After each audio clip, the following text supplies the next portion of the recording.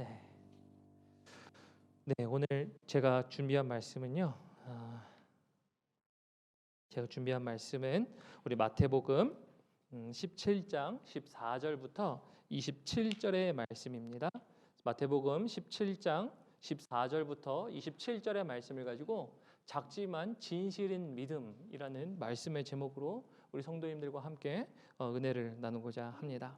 먼저 우리 함께 하나님의 말씀을 봉독해 보도록 하겠습니다. 우리 가능하신 분들은 저를 따라서 함께 처음부터 끝까지 함께 읽어주시면 감사하겠습니다. 14절부터 봉독합니다. 그들이 무리에게 이르매 한 사람이 예수께 와서 꿇어 엎드려 이르되 주여 내 아들을 불쌍히 여기소서. 그가 간질로 심히 고생하여 자주 불에도 넘어지며 물에도 넘어지는지라. 내가 주의 제자들에게 데리고 왔으나 능히 고치지 못하더이다. 예수께서 대답하여 이르시되 믿음이 없고 패역한 세대여, 내가 얼마나 너희와 함께 있으며 얼마나 너희에게 참으리요. 그를 이리로 데려오라 하시니라. 이에 예수께서 꾸짖으시니 귀신이 나가고 아이가 그때부터 나으니라. 이때에 제자들이 조용히 예수께 나와 이르되 우리는 어찌하여 쫓아내지 못하였나이까? 이르시되 너희 믿음이 작은 까닭이니라. 진실로 너희에게 이르노니 만일 너희에게 믿음이 겨자씨 한 알만큼만 있어도 이 산을 명하여 여기서 저기로 옮겨지라 하면 옮겨질 것이요 또 너희가 못할 것이 없으리라. 갈릴리에 모일 때에 예수께서 제자들에게 이르시되 인자가 장차 사람들의 손에 넘겨져 죽임을 당하고 제3일에 살아나리라 하시니 제자들이 매우 근심하더라. 가버나움에 이르니 반세겔 받는 자들이 베드로에게 나와 이르되 너의 선생은 반세겔을 내지 아니하느냐. 이르되 내신다 하고 집에 들어가니 예수께서 먼저 이르시되 시몬아 내 생각은 어떠하냐. 세상 임금들이 누구에게 관세와 국세를 받느냐. 자기 아들에게냐 타인에게냐. 베드로가 이르되 타인에게니이다. 예수께서 이르시되 그렇다면 아들들은 세를 면하리라. 그러나 우리가 그들이 실족하지 않게 하기 위하여 내가 바다에 가서 낚시를 던져 먼저 오르는 고기를 가져 입을 열면 돈 한 세겔을 얻을 것이니 가져다가 나와 너를 위하여 주라 하시니라. 아멘. 우리 하나님의 말씀이었습니다. 오늘 말씀의 제목을 제가 이렇게 정해봤습니다. 작지만 진실인 믿음. 작지만 진실인 믿음이라고 정해봤습니다.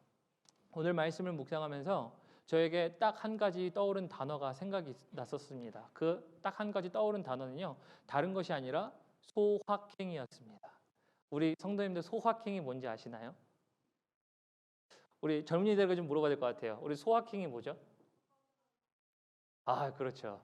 소소하지만 확실한 행복. 네, 아주 작은 데에서 확실한 행복을 느낀다라는 이야기입니다. 그런데 이 이야기가요, 일본의 어떠한 소설가가 한 30여 년 전에 쓴 수필 속에서 이 책에 있었지만 그 책이 읽혀지고 그리고 그 소소한 행복이라는 아주 작은 일에 확실한 행복을 느낀다라는 것들이 2018년도에 굉장히 유행을 했습니다. 그래서 2018년도에 한국을 뜨겁게 달아오르게 했던 게 바로 소확행이라는 이 단어였었습니다. 저희들이 근데 이 단어를 보면요, 사람들이 보통 이 단어에 대한 적용을 이렇게 합니다. 나 자신을 만족시키는 어떤 작은 일들에 대해서 나 자신에 대한 만족이에요. 예를 들어서 그래서 소확행이라고 할 때 우리 성도님들에게 소확행은 뭐가 있으십니까? 저에게는 약간 이런 게 있는 것 같아요. 아침에 느긋하게 앉아서 커피 한 잔을 마시면 커피 한 잔이 굉장히 행복할 때가 있습니다. 모든 일들이 바쁨에도 불구하고 다 내려놓고 커피 한 잔을 마실 때 여유가 있으니까 아주 작은 일이지만 확실한 행복이 저에게 되죠. 우리 성도님들은 아마 또 다르실 수 있어요. 그 소소하고 작은 일이지만 확신에 찬 행복이 있다는 것이 이것이 다른 일로 정원을 가꿨더니 굉장히 이쁘게 나타났더라. 아니면 내가 음식을 했더니 이 음식을 통해서 나에겐 굉장히 만족한 행복을 주더라. 아니면 나는 맛있는 걸 먹으러 가더라. 나는 여행을 가더라. 라는 나만의 자신만의 어떠한 작은 확실한 행복들이 있어요. 그죠? 우리 청년들 작은 행복들 나름대로 있죠. 소확행이 있죠. 그리고 우리 소확행이라는 단어가 바로 이런 단어입니다. 그런데 이 단어는 잘 살펴보면 그래서 나에게 집중되어 있어요. 나에게. 모든 작은 일이지만 내가 확실히 행복을 누리는 나에게 집중되어 있는데요. 이러한 단어가 나에게 초점되어 있지만 사실은 그리스도인들이라면 물론 나에게도 초점을 맞출 수 있지만 우리는 작은 일에도 확실한 행복을 느낄 수 있는 게 우리에게나 맞춰진 게 아니라 그리스도인이라면 하나님께 맞춰져 있어야 되는 사람들입니다. 그죠? 우리는 하나님께 작은 일이라도 정말 확실하게 행복하게 할 수 있는 이런 일들이 하나님께 집중되어 있어야 한다라는 것입니다. 그래서 오늘 제가 이렇게 소확행을 말씀드리는 이유는요. 다른 것이 아니라 우리의 만족의 대상을 우리에게서가 아니라 하나님을 만족시켜 드린다 할 때 그러면 하나님을 만족시켜 드릴 수 있는 너무 작지만 그러나 확실하게 하나님을 행복하게 할 수 있는 나의 행복이 아니라 하나님을 기뻐하게 해드릴 수 있는 가장 작은 일이 무엇일까요? 이걸 말씀드리고 싶어서입니다. 정말 작은 일인데 정말 작지만 확실히 하나님이 이걸 기뻐하세요. 그래서 하나님이 느끼시는 소확행이라고 해도 과언이 아닐 것 같습니다. 이게 무엇이라고 생각하시나요? 오늘 본문 말씀을 볼 때요. 저는 본문 말씀을 통해서 하나님이 확실히 행복하시는 작은 것은요. 다른 것이 아니라 믿음입니다. 하나님이 기뻐하시는 정말 작은 일이지만 하나님이 기뻐하시는 것은요. 믿음을 통해 한 일들을 가지고 하나님은요. 확실하게 기뻐하신다라는 겁니다. 그래서 오늘 본문 말씀은요. 이렇게 소확행, 소소하지만 확실하게 하나님을 행복하게 할 수 있는 우리 신앙생활의 근간은 믿음에 있다라는 것들을 말씀드리고 싶은 겁니다. 그리고 그리스도인들에게 있어서요. 아무리 작은 믿음이라 할지라도요. 하나님은 이 믿음이 너 믿음이 작으니까 그 믿음은 가짜야라고 말씀하지 않으세요. 아무리 믿음이 작다 할지라도요. 그 작은 믿음을 통해 하나님은 하나님의 일을 이루어 가시기 때문입니다. 그래서 오늘 우리의 믿음이 작아 보일지라도 작지만 이 진실한 이 믿음을 통해 하나님의 능력을 베푸시는 그래서 하나님의 원대하신 능력들을 경험하시는 우리 모든 성도님들 되시기를 주님의 이름으로 축복합니다. 그래서 오늘 이 말씀을 좀 보도록 하겠습니다. 우리 14절, 15절 본문 말씀 함께 들어가 보도록 하겠습니다. 본문 말씀 14절, 15절 봅니다. 그들이 무리에게 이르되 한 사람이 예수께 와서 꿇어 엎드려 이르되 주여 내 아들을 불쌍히 여기소서 그가 간질로 심히 고생하여 자주 불에도 넘어지며 물에도 넘어지느니라 이렇게 얘기합니다. 예수님이 베드로와 야고보와 요한을 지금 변화산 높은 산으로 데려가셨다가 이제 내려오셨더니 예수님을 기다리고 있었던 것은 다른 것이 아니라 간질병에 걸린 아이였습니다. 간질병에 걸린 아이였는데요. 여기 지금 마태복음에서는 저희가 간질병이라고 얘기하고 있지만 다른 성경 서신에 보면은 귀신 들린 자라고 이야기하고 있습니다. 그래서 아이가 귀신을 들려서 발작 증세와 간질을 일으키는 그런 상황에 있던 아이였습니다. 그런데 그 아이를 부모가 데리고 왔습니다. 그래서 그 부모가 데리고 왔는데 그때 데리고 왔을 때 어떤 현상이 일어났냐면 예수님과 베드로와 야고보와 요한은 이미 없었습니다. 그러니까 남아있는 제자들에게 내 자녀를 좀 고쳐주십시오라고 이야기하는 거였었습니다. 그래서 자녀들에게 고쳐달라고 왔지만 제자들이 고쳐주지 못했어요. 남아있던 제자들이 귀신을 쫓아내지 못해서 그래서 이 아버지는요 예수님에게 고자질하듯이 이렇게 이야기합니다. 본문 말씀 16절에 보면요. 우리 본문 말씀 16절 함께 읽어볼까요? 함께 읽습니다. 시작. 내가 주의 제자들에게 데리고 왔으나 능히 고치지 못하더이다 라고 얘기합니다. 그래서 지금 예수님의 제자들이 능히 고치지 못했어요 라고 하면 고자질하듯이 얘기하는 거죠. 근데 이 남아있던 제자들과 앞에 있던 제자들과 좀 비교해 보면요 이런 거예요. 변화선에서 가서 예수님과 함께 영광을 맛본 그 제자들은요 하나님의 영광이라도 경험하고 왔지만 지금 남아있던 제자들은 예수님의 영광은커녕 뭐죠? 비난과 좌절에 빠져 있었던 제자들이었습니다. 그리고 정죄라는 어려움에 처해 있었습니다. 그 아버지도 이렇게 얘기하는 거죠. 예수님의 제자인데 예수님의 제자들이 지금 귀신도 못 쫓아냈느냐 이렇게 얘기하는 거였죠. 특별히 예수님이 제자들에게 과거의 마태복음에 보면은 이제 둘씩 짝지어 그들을 보내시며 이제 병을 고치게 하시고 그리고 귀신을 내어 쫓는 권세를 그들에게 주셨었습니다. 그래서 제자들도요 어떻게 보면 이제 과거에 그런 항변의 경험점이 있었어요. 예수님이 그렇게 둘씩 짝지어 보내시면서 그걸 실제로 해봤더니 예수님 병이 나았었습니다. 예수님 귀신이 떠나갔습니다라고 하는 고백들을 제자들이 했었거든요. 그러면 그러한 경험이 있는 제자들에게 귀신이 이 아이를 데리고 온 아비를 통해서 우리는 할 수 있습니다라고 사실은 할 수 있었던 사람들이었었어요. 근데 그들이 그렇게 못했으니까 사실 어떻게 보면 야, 이제 예수님이 오셨네. 우리 이렇게 못했네. 좌절, 실망이라는 연속 가운데 아마 그 제자들이 있었을 것이라고 생각이 됩니다. 그런데요, 재밌는 반응이 이겁니다. 이 아이의 귀신 들린 자의 아이가 정말 고자질하듯이 예수님께 예수님, 이 사람들이 주님의 제자들이 나의 자녀를 고치지 못했어요라고 고자질하듯이 얘기했는데 주님의 반응은요, 더 재밌는 게 17절에 이렇게 말씀하고 계십니다. 우리 본문 말씀 17절 함께 보겠습니다. 예수께서 대답하여 이르시되 믿음이 없고 패역한 세대여, 내가 얼마나 너희와 함께 있으며 얼마나 너희에게 참으리요, 그를 이리로 데려오라 하시니라 말씀하세요. 그래서 예수님이 책망하세요. 그런데 저희가 보통 그냥 성경을 읽으면요, 이 성경이 제자들에게 책망하시는 것 같아요. 그러나 사실은 이건 제자들에게 책망하시는 게 아니고요, 사실은 여기에 보면은 이 고자질하는 아버지와 더 확대해서는 함께 있는 무리들에게 지금 이렇게 책망하시는 겁니다. 이렇게 책망하시면서요, 왜 책망이 이들에게 한 거냐, 제자들에게 한 게 아니고 아버지와 무리들에게 했냐 하면요, 지금 본문 말씀에 아까 제가 이렇게 줄을 쳐놨죠. 믿음이 없는 패역한 세대라고 그랬죠. 믿음이 없고라는 패역한 세대라고 이렇게 했는데요, 이 믿음이 없는 사람에 대해 말씀할 때 마가복음에서는요, 믿음이 없는 사람을 누구를 얘기하냐면 바로 고쳐달라고 찾아왔던 아버지에게 믿음이 없다라고 그래요.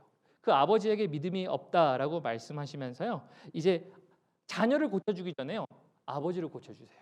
믿음이 없는 아버지를 고치기 시작합니다. 그래서 믿음이 없는 아버지를 고치는 모습이 우리 마가복음에 나와 있는데, 마가복음 함께 읽어보겠습니다. 마가복음 9장 22절부터 24절 우리 함께 읽어보도록 하겠습니다. 시작. 귀신이 그를 죽이려고 불과 물에 자주 던졌나이다. 그러나 무엇을 하실 수 있거든 우리를 불쌍히 여기사 도와 주옵소서. 예수께서 이르시되 할 수 있거든이 무슨 말이냐, 믿는 자에게는 능히 하지 못할 일이 없느니라 하시니 곧 그의 아버지가 소리를 질러 이르되 내가 믿나이다, 나의 믿음 없는 것을 도와주소서 하더라라고 얘기합니다. 그래서 지금 맨 처음에 물어본 이는 지금 아이의 아버지예요. 아버지가 고쳐달라고 그랬는데 그 고쳐달라고 하는 이 아버지의 이 말들 속에서 이제 우리 아이가 정말 이렇게 불에도 던져지고 물에도 던져집니다. 고쳐주십시오. 할 수 있거든 해주십시오라고 그랬더니 예수님은요, 다른 말씀 안 하세요. 믿음 할 수 있거든이 무슨 말이냐? 믿음이 있는 자들은 가능하다라고 말씀하시면서 자녀를 고치시기 전에 아버지를 고치시는 모습들이 등장합니다. 그래서 아버지의 고치시는 모습들이 등장하는데요. 그런데 이 아버지뿐만 아니라 사실은 같이 찾아왔었던 무리들이 있었습니다. 그런 그 무리들에게 이제 과거에 또 하셨던 말씀이 있습니다. 과거에 하셨던 말씀은 마태복음 12장에서 지금 기억하시는지 모르겠습니다만 마태복음 12장에서 이렇게 얘기하죠. 지금 그들에게 서기관과 바리새인들이 표적을 보여달라고 얘기합니다. 예수님께 찾아와서. 그런데 그들에게 대답하시면서 이렇게 말씀하시죠. 악하고 음란한 세대에게는 보여줄 표적이 요나의 표적밖에 없느니라 말씀하세요. 그래서 오늘 여기에서 보이는 이 말씀, 지금 믿음이 없고라는 이 세대, 패역한 세대라는 이야기는요, 악하고 음란한 세대와 사실은 짝을 이루는 어떤 그런 말씀입니다. 근데 이들의 공통점을 제가 이걸 통해서 무엇을 말씀드리고 싶냐면요, 지금 예수님에게 이렇게 믿음이 없이 그리고 이렇게 와서 찾아오는 그리고 그 아버지의 모습 그리고 그 무리들의 모습을 통해서요, 그들의 공통점은요 이런 거예요. 자신은 변하지 않고요, 다른 사람들은 변화시키고 싶어 해요. 보이나요? 지금 이런 모습들이? 자녀의 아버지는요, 믿음이 전혀 없었어요. 그런데 자신의 믿음이 고쳐지기를 원하기는커녕 자기 자녀가 낫기를 원했었습니다. 다시 말하면 예수님께로 원했던 것은 자기 자신은 변하고 싶은 마음이 일절 없습니다. 그러나 내 자식만 고쳐주셨으면 좋겠다라는 표현을 하고 있는 겁니다. 그리하여 이에게는요, 믿음이 없기 때문에요, 하나님의 역사가 일어나지 않았어요. 그래서 지금 이렇게 알 수 있는 겁니다. 예수님의 제자들에게 우리 아이를 고쳐주십시오, 할 수 있거든 해주십시오라고 하는 믿음이 있지만, 그러나 그런 속에는 사실 진짜 믿음은 없었다는 것이고, 그 믿음이 없기에 지금 고쳐지지 않는 역사가 일어난 겁니다. 하나님의 모든 역사는요, 성경을 자세히 보시면요, 믿음에서 시작됩니다. 성경에 보면요, 성경에서 고침을 받은 모든 사람들의 공통점은요, 그들이 한결같이 정말 작지만 무엇을 갖고 있었나요? 믿음이 있었습니다. 지금 어떤 백부장이 갖고 있었던 하인을 고치시는 모습들도 그렇고요. 혈루병을 앓았던 여인도 주님 예수님께 손만 대면 내가 낫겠다라는 믿음이라든지 믿음의 형태는 달랐었어도 믿음이 아주 조금이라도 있었던 사람들은 하나님의 역사를 경험했다는 겁니다.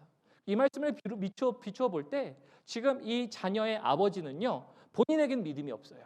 그러나 예수님의 제자들에게 고쳐달라고 합니다. 그러니까 하나님의 역사가 일어나지 않았던 것이라고 저희는 미루어 볼 수 있습니다. 그래서요 지금 그들에게는 지금 믿음이 없었기 때문에 믿음을 가지라라고 주님께서 고치시는 건데요.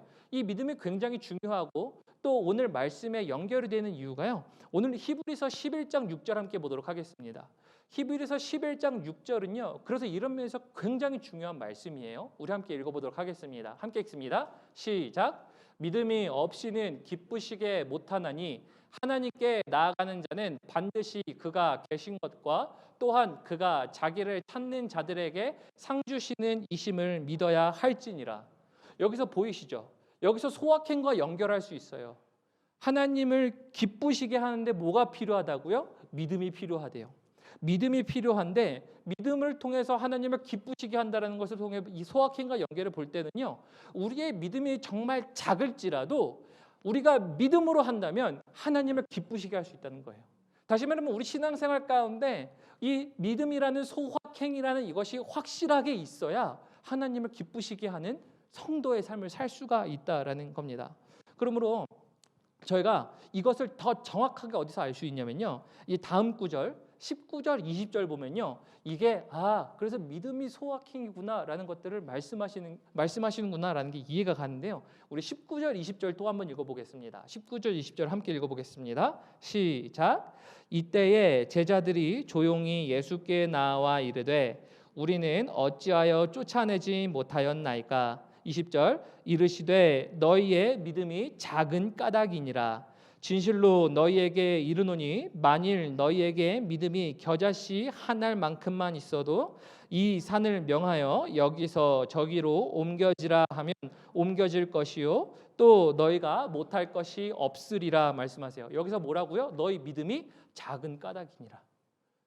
그래서 앞에서는 지금 귀신 들린 자의 아버지는요 믿음이 아예 없었어요. 그러나 지금 귀신 들린 자가 아닌 제자들에게 예수님이 하시는 말씀은 뭐라고요? 너의 믿음이 작아서 그렇게 하지 못했다라고 이렇게 말씀하고 계신 겁니다. 그래서 제자들이 예수님이 지금 보면서 믿음이 작다라고 그러는데요. 얼마나 믿음이 작아야 그러니까 믿음이 얼마나 되어야 하냐면요. 지금 여기에서 나타나는 말씀, 본문 말씀은 겨자씨를 얘기하고 있죠. 겨자씨에 대한 믿음의 사이즈라고 얘기합니다. 그런데 겨자씨가 얼마나 작은지 보셨습니까? 한번 보신 분들이 있으실 수도 있는데 제가 사진을 그래서 좀 준비했습니다. 우리 겨자씨 사진을 한번 보여주시면요. 겨자씨가 요만해요. 겨자씨가 아주 요만해가지고요. 지금 사이즈가 센티미터로 안 돼요. 1mm 아니면 2mm예요. 정말 손가락에 올려도 저렇게 지문이 보이는데 저게 겨자씨라고 합니다.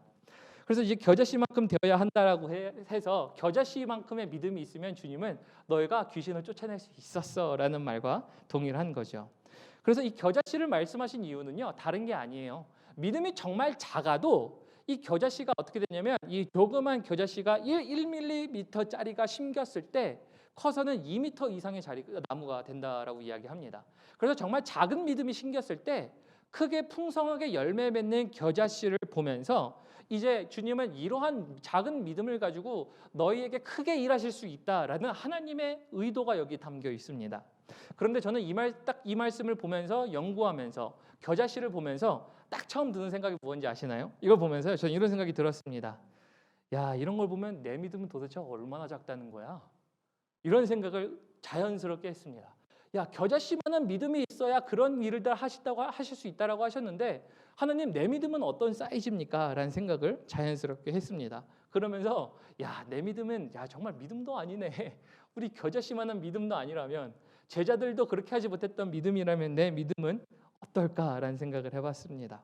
근데 첫 번째 여기서 겨자씨를 예수님이 이렇게 비유로 설명하신 이유는요. 이 당시에 정말 가장 쉽게 접할 수 있는 갈릴리 호수에서 아주 가장 쉽게 접할 수 있는 나무가 겨자씨 나무였어요.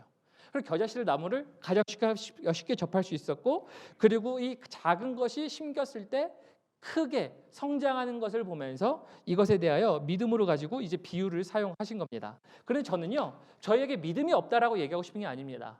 저희에게 물론 이것을 비유하면 내 믿음은 어떨까라고 생각할 수 있지만 예수님은요, 지금 이렇게 귀신을 못 쫓아냈던 이 제자들의 믿음 가지고서도요, 하나님은 큰 일을 하고 계실 겁니다. 그리고 하신다라는 겁니다. 그리고 그런 약속이 우리에게도 있다라는 것이 오늘 본문 말씀에 있는데요. 우리 성도님들은 확실히 겨자씨 믿음보다 작은 믿음일지라도요, 지금 이 믿음을 통해 하나님은요, 어디까지 인도하시냐면 작은 믿음 제자들아, 그래도 내가 너희를 하나님의 나의 나라까지 인도하겠다라는 과정들이 오늘 본문 말씀에 있습니다. 그래서 오늘 본문 말씀을 통해서요, 오늘 이 말씀 다시 한번 마음 가운데 새기셨으면 좋겠습니다. 이 믿음의 역사가 나타나기 위해서는요, 다른 것이 필요 있는 게 아니고요, 우리에게는 무엇이 필요하냐면요, 교제가 필요합니다. 다시 한번 말씀드리겠습니다. 우리 예수님의 제자들에게 믿음이 없음을 한탄하시면서 그들에게 그렇게 책망하던 것처럼 말씀하셨지만 사실은 이러한 믿음이 일어나기 위해서는요, 우리에게 그래서 교제가 필요합니다. 왜냐하면 마태복음에 보는 21절에 오늘 본문 말씀에 제가 21절을 안 넣었거든요. 왜냐하면 거기엔 없음이라고 나옵니다. 그러나 이제 다른 성경에 보고 마가복음에 보면요, 이 말씀이 무엇을 이야기하는지 볼 수 있는데요. 우리 마가복음 9장 29절 한번 보도록 하겠습니다. 마가복음 9장 29절 보면요, 이렇게 되어 있습니다. 이르시되 기도 외에 다른 것으로는 이런 종류가 나갈 수 없느니라라고 말씀하세요. 이 말씀을 하시는데요, 이렇게 생각하실 수도 있습니다. 그러면 목사님, 우리가 기도 열심히 하고 그리고 금식 많이 하면요, 여기 다 영어 성경에 보면은 다른 곳에 fasting도 적혀 있거든요. 그러면 기도와 금식을 많이 하면 우리가 정말 귀신을 내어 쫓는 것처럼 예수님이 우리에게 명령하신, 우리가 그래서 귀신을 내어 쫓고 병든 자들을 치유하는 하나님의 능력들을 우리가 할 수 있겠습니까? 라고 하는데, 그럼 거기에 대해서는 저는 아니요예요. 왜냐면요, 우리가 기도를 많이 한다, 금식을 많이 한다가 하나님의 능력을 보장하는 게 아니라 기도와 금식의 시간이 많으면 많을수록 하나님과 교제하는 시간이 비례하여 많아진다는 얘기죠. 하나님과 비례하여 많아진다는 얘기는요, 우리가 하나님과 함께함으로 우리가 그 매 순간마다 우리에게 믿음이 생겨요. 우리의 믿음은 굉장히 작을 수가 있어요. 그런데 우리의 믿음이 굉장히 작을 수 있지만요, 그 믿음 가운데 하나님과 교제할 때 우리는 그 믿음을 다시 한번 순간순간마다 심을 때 정말 작은 것 같죠? 그러나 그 작은 믿음을 통해 하나님은요, 큰 원대하신 일을 하시는 게 하나님의 방법입니다. 그래서 오늘 이 말씀을 통해서 보이는 것은 이거예요. 제자들에게 너의 믿음이 작다, 그러나 너의 믿음이 작다고 해서 그 믿음이 가짜라는 얘기가 아니에요. 너의 믿음 가운데 그 능력이 나타나지 않았다고 해서 가짜라는 게 아니에요. 다시 말을 바꿔서 적용하면요, 우리 성도님들은 믿음을 갖고 계세요. 이미 교회에 나오시면서 예수를 우리의 주로 모시겠다라고 하시는 우리 성도님들이 이 자리에 앉아 계십니다. 그리고 그 믿음을 통해 역사하시는 하나님이세요. 그러나 때로는 이 믿음이 약할 때가 있다라는 것입니다.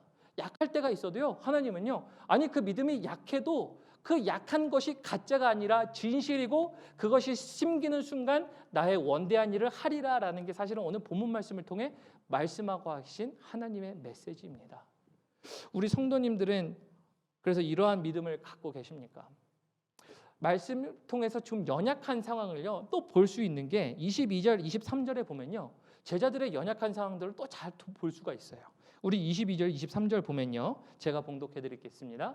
갈릴리에 모일 때에 예수께서 제자들에게 이르시되 인자가 장차 사람들의 손에 넘겨져 23절 죽임을 당하고 제3일에 살아나야 하리라 하시니 제자들이 매우 근심하더라. 예수님이 십자가를 지실 것에 대하여 얘기하신 것이 이번엔 처음이 아니에요. 그런데 이런 얘기를 했음에도 불구하고 제자들은 그 얘기를 듣고 근심한다라고 이야기를 합니다.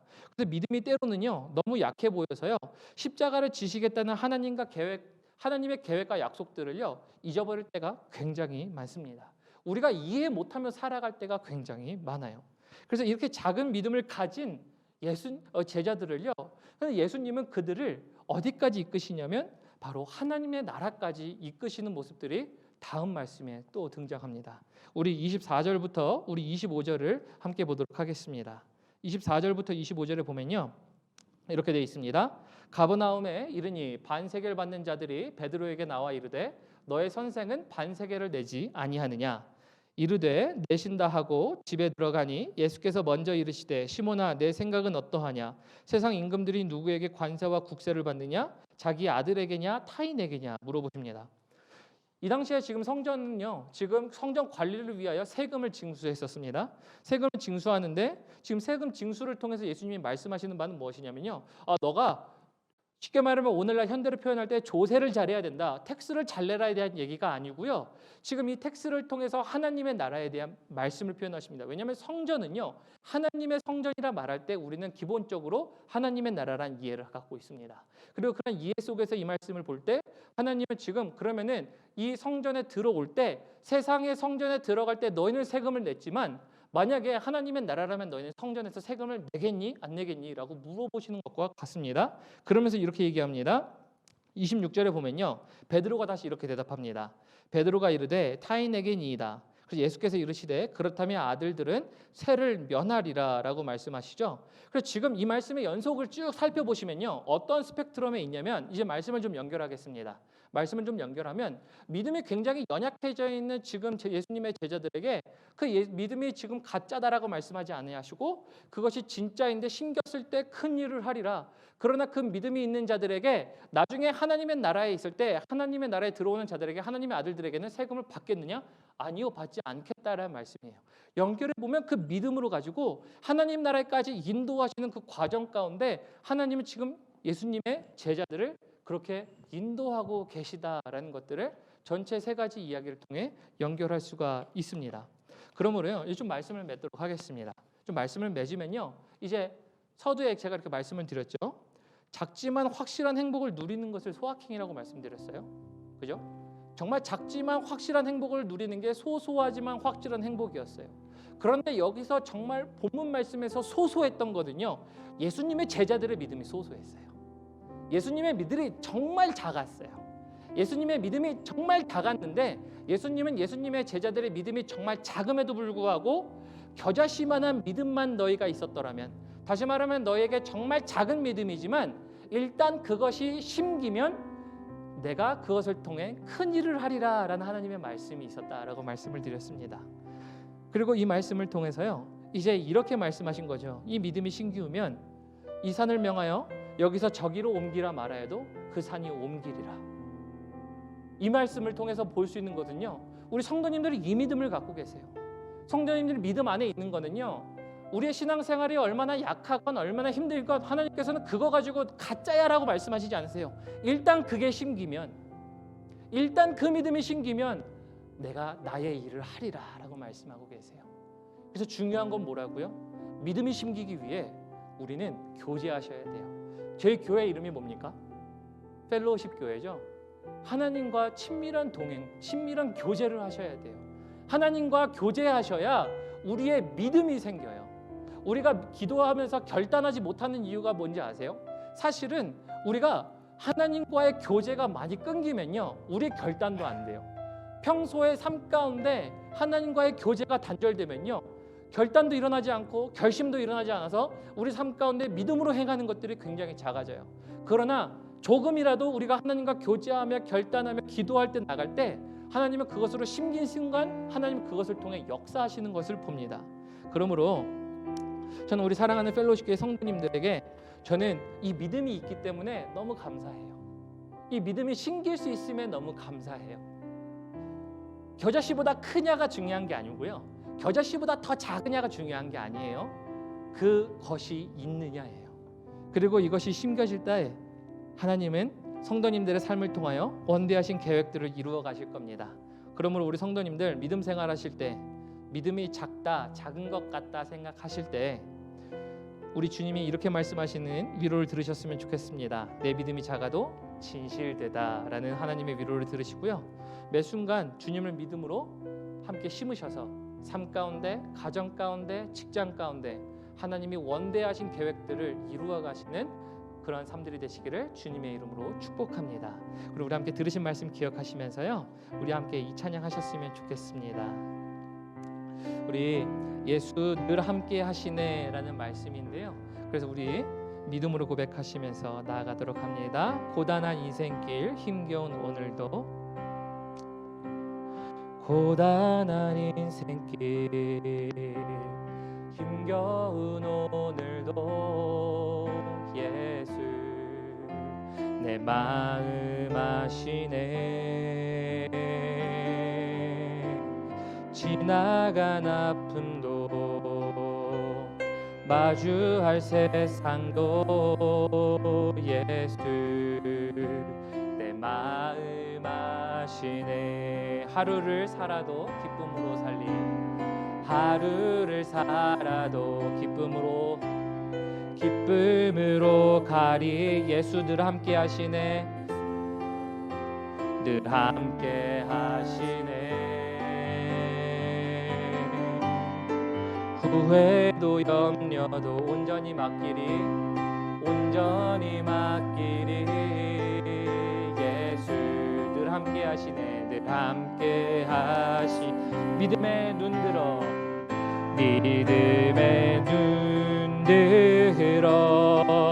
주를 보리. 이 또한 지나가리라.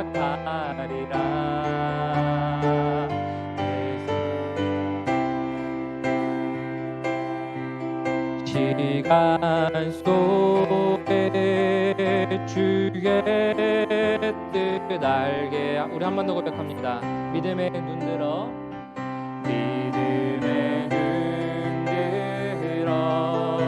주를 보리. 이 또한 지나가리라. 주어진 내 삶의 시간 속에 뜻 알게. 우리 목소리 높여서 한번 고백하겠습니다. 믿음의 눈 들어 주를 보리.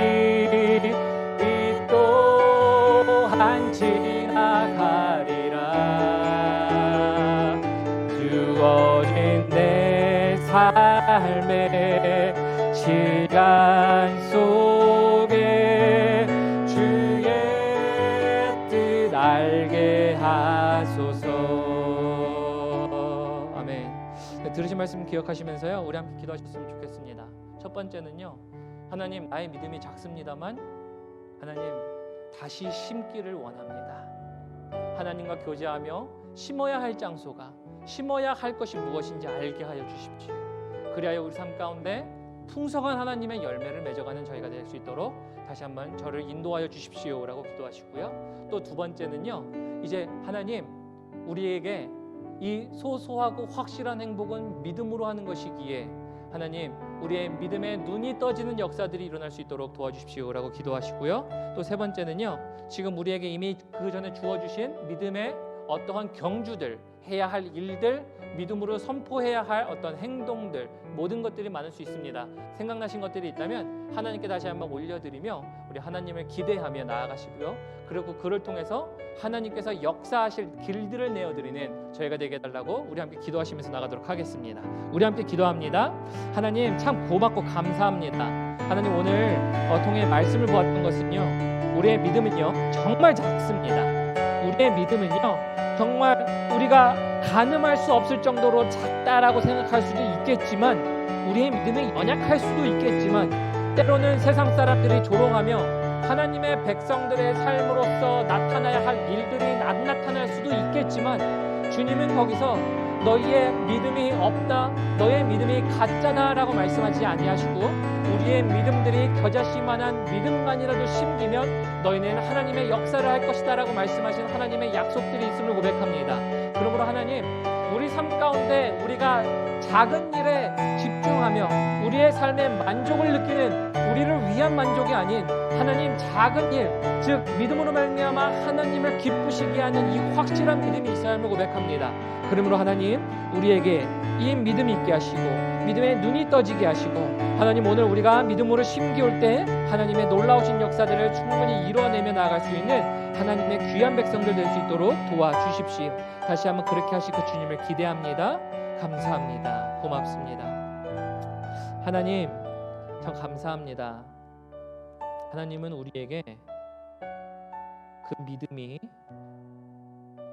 가짜라 말씀하지 아니하시고 작지만 진실이라 말씀되며, 그 진실된 믿음이 심겼을 때에 하나님은 그 믿음을 통하여 하나님의 역사를 이루시는 것을 말씀하셨습니다. 그러기에 하나님, 오늘 이 시간부로 우리 귀한 성도님들 삶 가운데 믿음으로 심는 것이 무엇인지 다시 한번 눈이 떠여지게 하시고, 뿐만 아니라 하나님 그 믿음으로 심는 그것들을 통하여서 하나님 우리 성도님들 삶 가운데 하나님 귀신을 내어쫓는 것보다도 하나님 더욱더 놀라우신 원대하신 하나님의 계획들과 하나님의 일들이 풀어질 수 있도록 도와주십시오. 그래야 하나님 성도님들 삶 앞에 막혀있는 우리 하나님 산들이 있습니까? 하나님 그 산더러 명하여 바다에 던지우라 할 때 하나님 우리가 작지만 믿음으로 할 때 그것들이 다시 한번 말씀대로 이루어질 수 있도록 도와주시고, 뿐만 아니라 하나님 그러한 것들을 이겨내는 자가 되어 때로는 우리가 하나님의 계획과 뜻을 때로는 이해할 수 없어 우리에게 십자가를 지러 가신다는 예수님을 이해할 수 없을 때라도 하나님 우리의 삶이 그 제자들을 하나님의 나라로 끝까지 인도하셨던 것처럼 하나님 믿음이 있는 자 그들에게 들어오는 세금을 묻지 아니하시고 자유롭게 하나님에 들어오게 하시는 것처럼 하나님 저희가 하나님 나라에 자유롭게 들어가 하나님과 영원히 거하는 우리 모든 성도님들 될 수 있도록 도와주십시오. 다시 한번 그렇게 하실 그 주님께 감사의 말씀 드리며 모든 말씀 살아계신 예수님의 이름 받들어 감사하며 기도드렸습니다. 아멘. 아멘. 감사합니다. 이로써 우리 모두